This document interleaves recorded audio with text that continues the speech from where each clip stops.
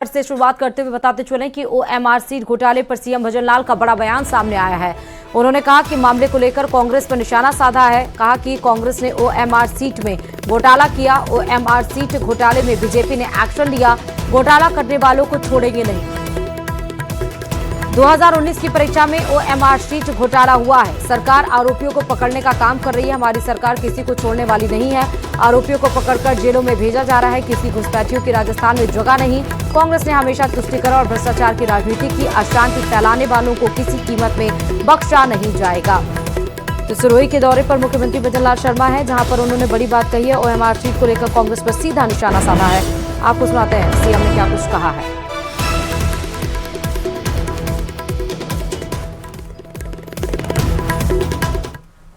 Paper हुआ है, उसकी ओएमआर सीट में घोटाला करने का काम इन्होंने किया है। आपने देखा होगा, हमने जो कहा कि हम किसी को छोड़ने वाले नहीं है, हमारी सरकार लगातार काम कर रही है और उनको पकड़ा गया है और पकड़ के उनको जेलों में बंद करने का काम कर रही है। मेरे भाइयों, मैं एक बात और कहना चाहता हूं। एसआईआर के नाम पर जिस तरह से कांग्रेस लोगों को बहकाने का काम कर रही है, हम कहते हैं कि किसी भी घुसपैठिए के लिए राजस्थान में कोई स्थान नहीं है। हम एक एक घुसपैठियों को बाहर निकालेंगे, किसी घुसपैठियों को नहीं रहने देंगे। लेकिन जब हम घुसपैठियों की बात करते हैं तो उनके पेट में मरोड़े मारते हैं। क्यों? कि उन्होंने हमेशा से भ्रष्टाचार और तुष्टीकरण की राजनीति की है।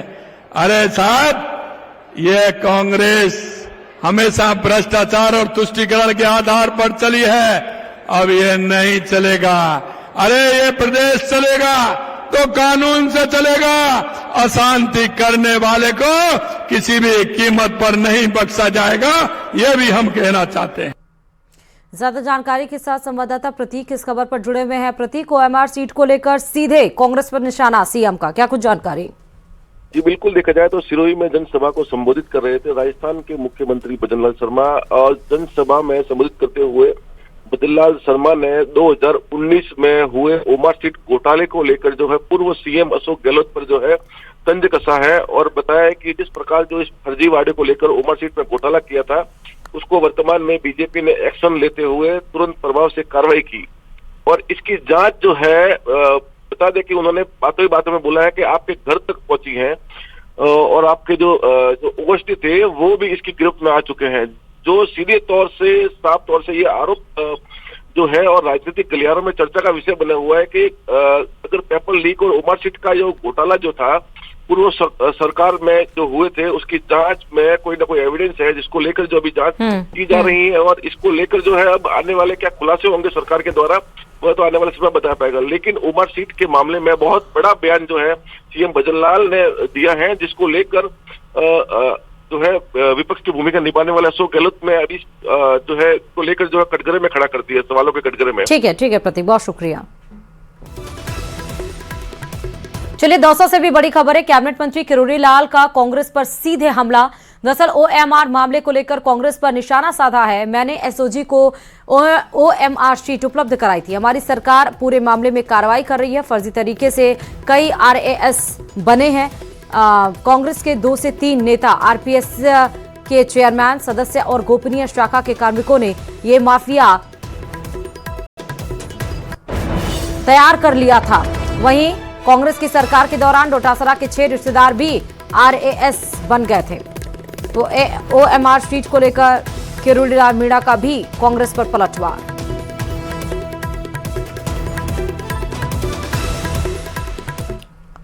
मैं पिछले राज्य में खाली ओएमआर सीट में मीडिया के सामने रखी ऐसी ओएमआर सीट जिनमें गलत नंबर देके गैर वाजिब जो लोग योग्य नहीं थे उनको आरएएस में चयन कर दिया, सब इंस्पेक्टर में चयन कर दिया, दूसरी परीक्षा में चयन कर दिया। और उनमें किस ढंग का था, जैसे कई जगह तो सवाल का जवाब ही नहीं है और जवाब है तो गलत है, और जो अच्छे जवाब दिए हैं उनको नंबर दिए नहीं ढंग के, और जिन्होंने जवाब ही नहीं दिया उनको ढंग के नंबर देके परीक्षा में पास कर दिया, यानी कि आरएएस तक बना दिया।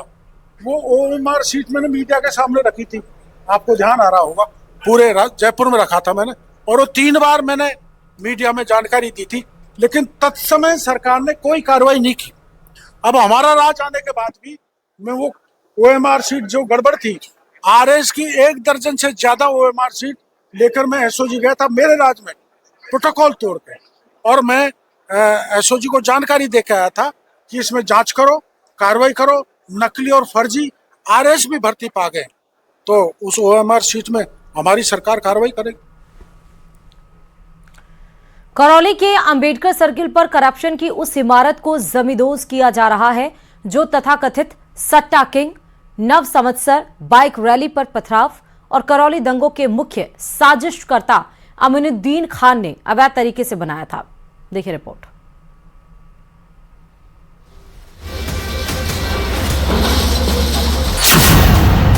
अमीनुद्दीन का अभेद्य किला मिट्टी में मिला, गंदी सोच का अवैध साम्राज्य खत्म हुआ राज, शिव मंदिर तोड़ अवैध निर्माण, सट्टा किंग पर गाज।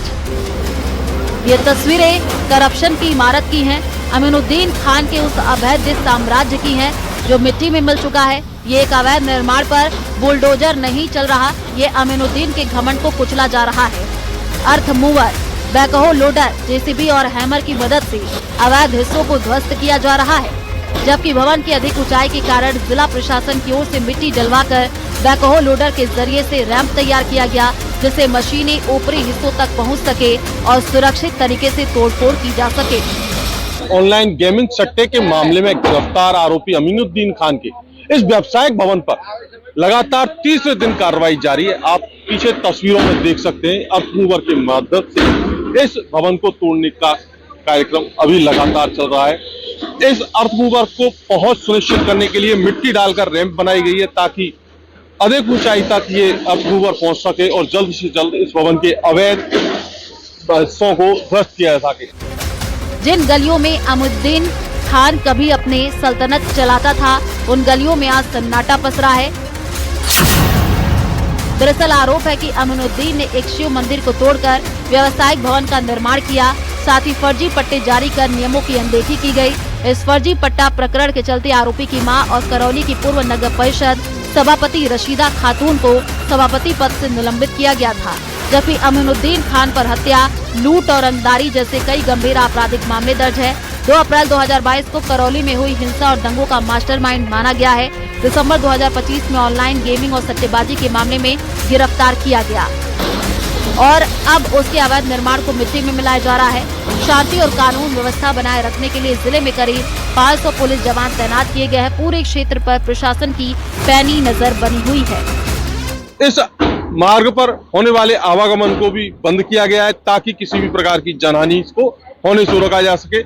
साथ ही पूरे शहर भर में 500 से अधिक पुलिसकर्मी तैनात हैं। करीब 1516 जिले के थानों की पुलिस और भरतपुर तथा धौलपुर से भी पुलिस यहां बुलाई गई है।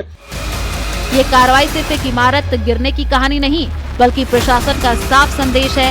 एक चेतावनी है कि दंगा, अवैध निर्माण और दबंगई पर अब सीधी कार्रवाई होगी। न्यूज़ 18 के लिए धर्मेंद्र कुमार शर्मा की रिपोर्ट।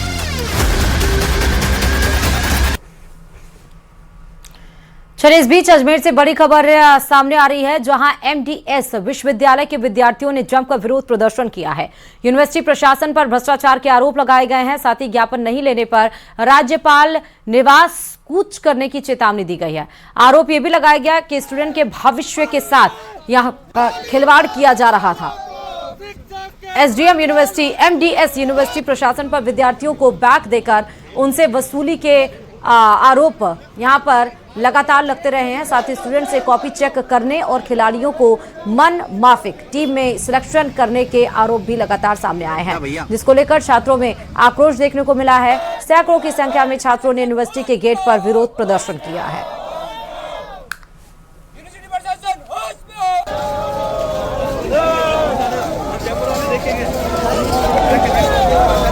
एमडीएस यूनिवर्सिटी के विद्यार्थियों ने आज हल्ला बोल प्रदर्शन किया है। यूनिवर्सिटी में व्याप्त भ्रष्टाचार और अव्यवस्थाओं के साथ ही विभिन्न मांगों को लेकर आज यूनिवर्सिटी के बाहर प्रदर्शन किया गया है।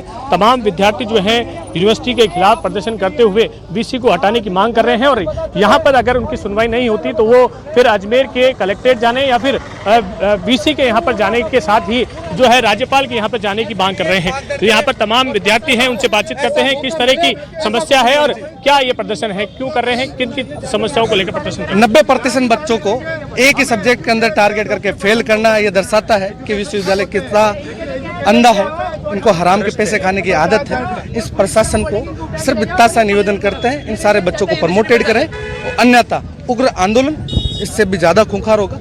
हर साल की बात, हर साल की बात। आपने जो अलग अलग मांगे बताई है, क्या क्या मांगे हैं? मेरी खुली चेतावनी है, यहाँ का प्रशासन लिख के भेजता है लिखित में कि प्रशासन लिख के भेजता है राजभवन राज्यपाल को कि हमारे विश्वविद्यालय में ऐसी घटना है और हमारे ऊपर जांच की जाए और कॉपियों की पूर्णतः जांच हो और राज्यपाल उसकी कमेटी बनाए और प्रत्येक जिले से एक हुनर विद्यार्थी को उस कमेटी में लिया जाए। ऐसा अगर ये लिख के भेजते हैं तो ये ईमानदार है, नहीं ये चोर है। आज हमसे मिल नहीं रहे, इसका मतलब चोर है। ये जो है कलेक्ट्रेट जाएंगे या फिर राजभवन जाएंगे, ये कुछ देर बाद तय होगा और उसके बाद एक बड़े आंदोलन का रुख जो है वो अपनाया जाएगा। इनका कहना है कि यूनिवर्सिटी में लगातार भ्रष्टाचार हो रहा है, बैग देकर जो है पैसे वसूले जा रहे हैं। उस वसूली को रोकने के लिए तमाम विद्यार्थी हैं वो सड़कों पर उतरे हैं और ये जो आंदोलन है लगातार रहेगा जब तक कि इनकी मांगों को पूरा नहीं किया जाएगा। कैमरा पर्सन कौशल सेन के साथ अशोक सिंह, न्यूज़ 18 अजमेर। राजस्थान में साल 2022 की पीटीआई भर्ती से जुड़ी जांच के दरमियान 67 अभ्यर्थियों की डिग्रियां फर्जी पाई गईं और इसी आधार पर राजस्थान एसओजी ने जांच को आगे बढ़ाते हुए मध्य प्रदेश के सीहोर और भोपाल में निजी यूनिवर्सिटी में दस्तावेजों के सत्यापन और रिकॉर्ड मिलान की प्रक्रिया शुरू की है। इसी पर आपको ये रिपोर्ट दिखाते हैं।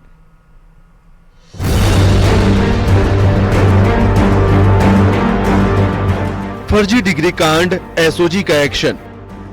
67 अभ्यर्थियों की डिग्री पर सवाल, दस्तावेजों की जांच, खुलेंगे राज। मध्य प्रदेश के सीहोर में उस वक्त हड़कंप मच गया जब राजस्थान से आई एसओजी की टीम जांच करने के लिए सीधे एक निजी यूनिवर्सिटी के दफ्तर में पहुंच गई। रिकॉर्ड और दस्तावेजों का सत्यापन शुरू कर दिया, जिससे पूरे यूनिवर्सिटी में अफरा तफरी का माहौल बन गया। ये पूरा मामला फर्जी डिग्रियों से जुड़ा है। दरअसल राजस्थान में साल 2022 की पीटीआई भर्ती में शामिल 67 अभ्यर्थियों की डिग्रियां फर्जी पाई गई। जब जांच की गई तो पता चला कि निजी यूनिवर्सिटी ने डिग्रियां बैकडेट में तैयार की, जिन्हें पीटीआई भर्ती में इस्तेमाल किया गया। साथ ही यूनिवर्सिटी के दिए गए रिकॉर्ड और दस्तावेज भी आपस में मिसमैच पाए गए। ऐसे में राजस्थान सरकार ने कई बार रिकॉर्ड मांगे, लेकिन यूनिवर्सिटी ने उपलब्ध नहीं कराए। इसी वजह से शक और गहरा हुआ और एसओजी एक्शन मोड में आ गई। इसके अलावा उन अभ्यर्थियों ने पहले कोई और लिस्ट भरा था और उसके बाद में जब उनका दस्तावेज सत्यापन हुआ उस वक्त इसकी डिग्री पेश की थी। हमने यूनिवर्सिटी से उनकी लिस्ट मांगी, उन स्टूडेंटों की फीस का रिकॉर्ड मांगा, वो हमें काफ़ी मिसमैच मिला उसमें। तो हमें ये लगा कि यूनिवर्सिटी ने वो डिग्री बाद में बैड डेट में जारी की है। इस संबंध में हमने यूनिवर्सिटी से और रिकॉर्ड मांगा तो यूनिवर्सिटी ने हमें रिकॉर्ड नहीं दिया। जांच के दौरान राजस्थान एसओजी ने एक साथ कई जगहों पर दबिश दी। यूनिवर्सिटी कैंपस और यूनिवर्सिटी मालिक के आवास पर भी छापेमारी की गई। फिलहाल राजस्थान से आई एसओजी की टीम यूनिवर्सिटी के रिकॉर्ड, छात्रों की फाइलें, डिग्री जारी करने की प्रक्रिया, रजिस्टर एंट्री और अन्य दस्तावेजों की गहन जांच कर रही है। जांच में अभी पूरा ब्यौरा तो नहीं मिला। माना जा रहा है जांच पूरी होने के बाद इस मामले में कई अहम खुलासे हो सकते हैं और आगे कुछ और लोगों पर भी शिकंजा कस सकता है। Bureau report, news 18 Rajasthan.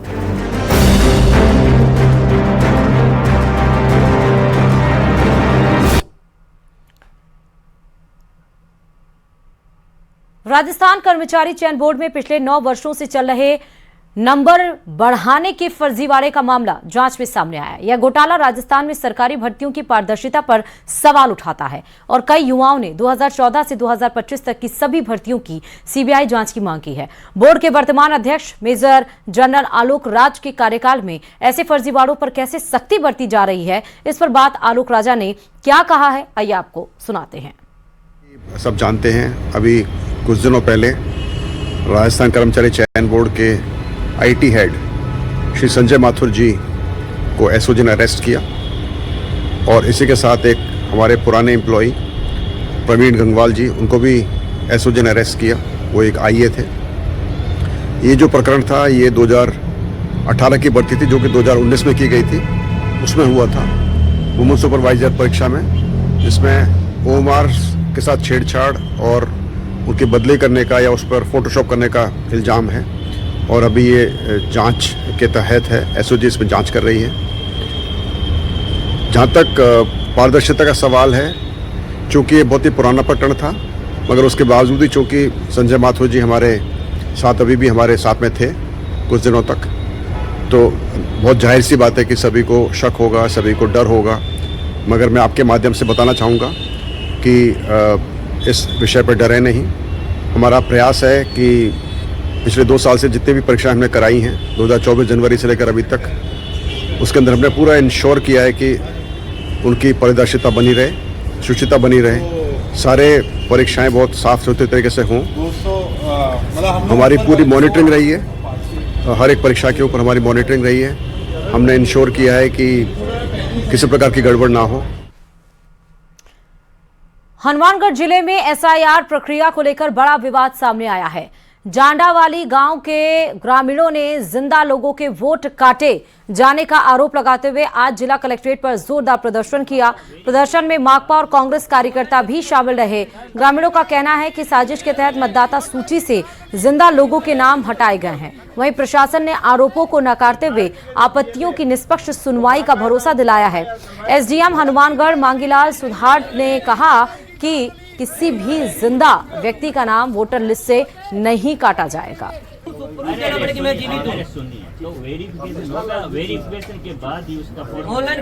आज जो एसआईआर के नाम पर वोट काटे जा रहे हैं, लोगों को टारगेट करके भारतीय जनता पार्टी के लोग और प्रशासन पूरा मिला हुआ है। अभी एसडीएम से हमने जो उपखंड अधिकारी से सवाल पूछा, जो चुनाव अधिकारी है, कि कितनी आपत्तियां लगी है 19 तारीख तक, तारीख थी अंतिम 19 जनवरी। अभी वो ये बताने की स्थिति में नहीं है कि आपत्तियां कितनी लगी है। ये तो राजनीतिक दलों के BLA 2 बने हुए हैं, उन्होंने ये जानकारी निकाली है कि इतने वोट तो 156 वोटों की आपत्तियां जो जिंदा लोग हैं उनकी लग गई जंडावाली ग्राम पंचायत में।